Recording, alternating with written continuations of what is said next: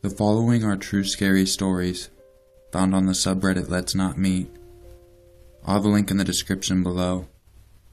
If you enjoy this video, don't forget to leave a like and subscribe so you can catch all my future content. Let's begin. This is the first time I've written this down, and even though it was 6 years ago, it has changed my personality forever. This isn't a made-up story. It genuinely happened to me, and I was actually featured in my local paper, but I don't like the idea of people knowing who I am or finding me, so I won't link it. I'll try to keep this as short as I can while giving most of the details. A little background for context first of all. I'm a female and was 23 at the time of this incident. I was living in the house my parents left me after they died. My dad died when I was 5 from a stomach ulcer, and my mom died from womb cancer when I was 22. I'm an only child with no grandparents or other family, and so as you can imagine, it was pretty devastating to lose my mother, and I wasn't ready to sell her home, my childhood home, yet, so I was living there alone at the time. The way the house was situated was pretty perfect for any criminal behavior. I guess because although it wasn't isolated, neighbors a stone throw away on both sides, it was surrounded by very tall trees at the front and backed onto a forest. So anyways, on with what happened. The first odd thing, that didn't seem odd at the time, was that someone was ringing the doorbell a lot, very early in the morning that day. At first I ignored it because I was still grieving and depressed, so I really didn't care about the outside world at the time. Anyway, the person seemed to leave after 5 or 6 rings, and I fell back to sleep. The doorbell rings again, and this time I can't ignore it because the man outside could see me through the blurry glass door in my hallway. So I answer the door, and this homeless-looking man with a huge backpack on the ground starts asking me about my home. He obviously wasn't part of any company, so thinking he's an oddball trying to see how easy it would be to rob my house, I politely say I'm not interested, and close the door. He stands there for ages, but I see him eventually leave, and I just brush it off. 20 minutes later, he's back. Thank God I locked my door because I can see him walk straight up to the door and start trying to open it.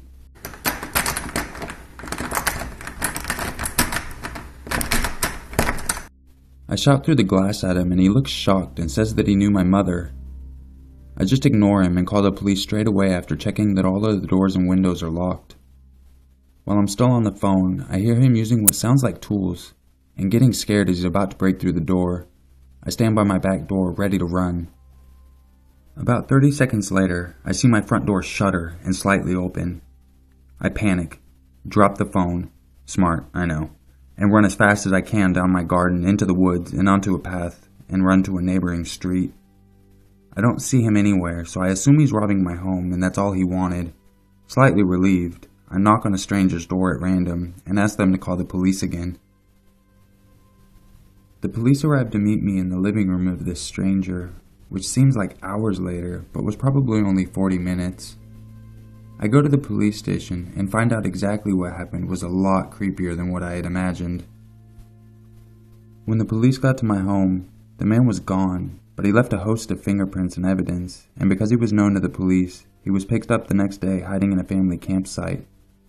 He wasn't too bright, obviously, and also had a long list of mental health problems, everything from schizophrenic to manic depressive.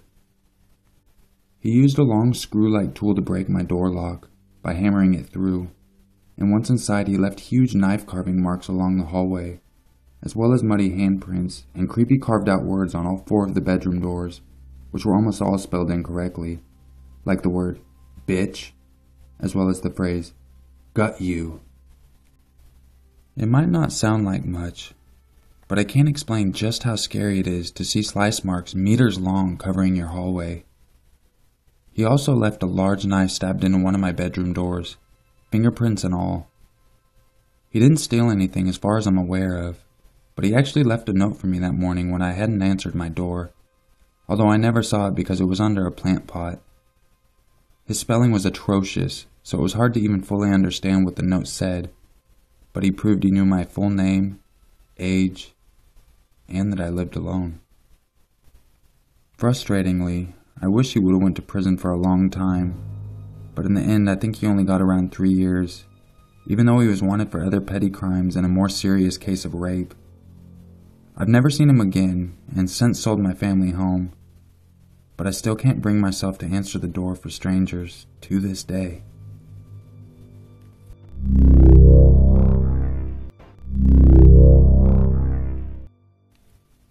I met Jamie in middle school, and the two of us hit it off instantly. We both had similar interests, and I liked her fiery attitude a lot. About a year after we met, she moved from the East Coast to Las Vegas, but we stayed in touch, talking almost every day after school or during the summer. We were extremely close and shared almost everything with each other, including secrets we shared with no one else. In short, we knew each other very well. When we entered high school, our dating lives were no exception to this. We shared who we were crushing on and cheered for each other and consoled each other whenever we had a breakup. We even entertained the idea of dating one another because of how well we got along, but decided the long distance thing wouldn't work. One day, out of the blue, she mentioned Ryan. Jamie went to school with him. He was quiet, shy, calm, and very smart. She mentioned that they were dating, and I was a bit confused. She had never spoken of him before. She hemmed and hawed a bit when I asked for the details, but the general gist was that he'd crushed on her from a long time from afar, and finally worked up the courage to ask her out. She accepted, and I didn't think anything of it. After that, I was slowly introduced to Ryan. At first, he was added to our IM chats, which we used whenever it was too late to be on the phone or when the batteries on our phones died. He didn't talk much, but seemed fine when he did. He started to pop up more and more often, and I grew to generally like him. We would all sometimes three-way call each other, and he was added to our Google Doc as one of our editors where we would write collaborative fiction. That summer, 2009, I think, I saved up and visited Jamie in Vegas. It was an incredible trip, and I still remember it to this day. Pro tip, if you ever go to Vegas, make sure you're friends with someone who has a Nevada ID. At the time, Jamie and Ryan were taking a break from their relationship, but I still met him one day and he seemed pretty normal. Tall, about 2 years older than she and I were. We were about 14 or 15 at the time. Dark hair, dark eyes, tan skin. We briefly talked, though I don't really remember about what. When I returned from Vegas, my contact with Jamie waned. I figured it was because of going back to school and both of us starting college prep in different programs. Phone calls became less frequent, despite transitioning from house phones to our own cell phones. She stopped logging onto her chat client. She just kind of went silent. I was concerned with my own activities and didn't want to press her while she was probably busy. Next spring, she called me late at night. Something had happened. Something with Ryan. She was crying and panicked and apologizing. I couldn't understand her, and it took almost an hour for her to calm down. Eventually, she stopped sobbing. She laid out everything from the beginning. She had started dating Ryan, which was about a year prior at that point, because he had said so. He randomly approached her at school one day and said that they were dating, despite them never having spoken before. Like I said, he seemed like a nice guy, and she figured it was just his way of getting over being shy and asking her out, so she accepted. She also figured he had a crush on her for a while because of how much he seemed to know about her, despite having different circles of friends and no contact. Slowly, he started to become controlling, particularly when it came to her contact with other people. He demanded that he go with her whenever she went out with friends, even if he hadn't been invited and didn't know the person who had invited her. He butted in and became part of every conversation she had at school. He declared that they had to meet in the hallway between every class, even if it meant she must run across school to avoid being tardy. As Ryan became more involved in her life, he started to focus on her interactions with me. He asked to be added to our chat sessions because he was afraid she was cheating on him with me. He knew we were close and had thought about dating before. He wanted to know what we were writing together, so he had her add her onto our Google Docs despite having no intention of contributing. And though she kept it a secret how much we talked on the phone, he requested to be added each time we did. Their break was really because she had told him I was going to visit her. He asked her to tell me to stay home despite having planned the visit for months, and she refused. I ended up meeting him while I was there on accident, and she was legitimately scared he might have done something to me. After I went back home, he apologized and tried to make it up to her. It was textbook abuse with the cyclic nature of their relationship. He would mistreat her and then act all sweet to her until she came back to him. He started pressuring her to cut ties with me and again started lying about hurtful things that I had supposedly said about him or her.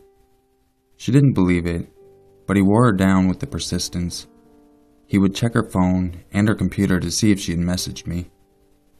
After a particularly bad fight, she snapped and said she was going to call me and tell me everything that was going on and that she was going to leave and move in with family who still lived on the East Coast.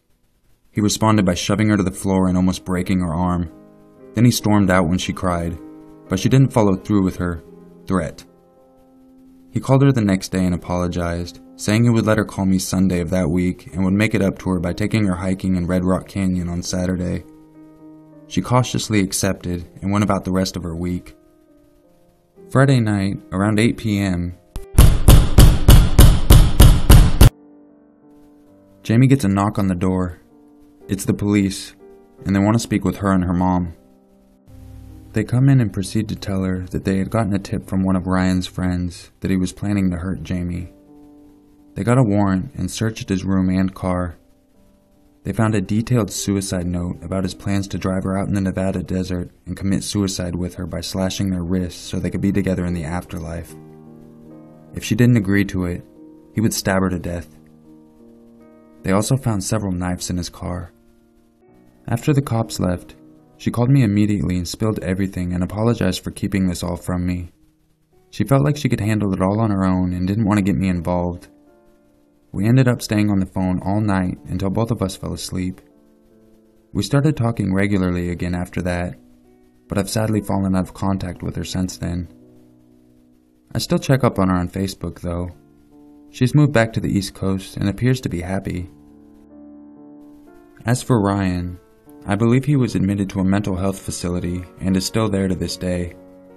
I'm not sure what charges were brought up against him exactly, but he wasn't declared mentally fit for trial and Jamie still has a restraining order against him. It just freaks me out that something like this could happen to someone that I was so close with. I talked to this guy, met him in person, and yet he was probably already planning on killing my best friend at that point.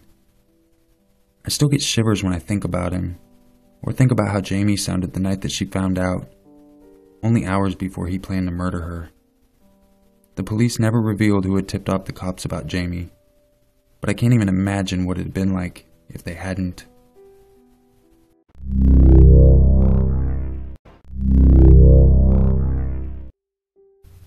I hope you enjoyed this video, and if you did, don't forget to leave a like and subscribe so you can catch all my future videos.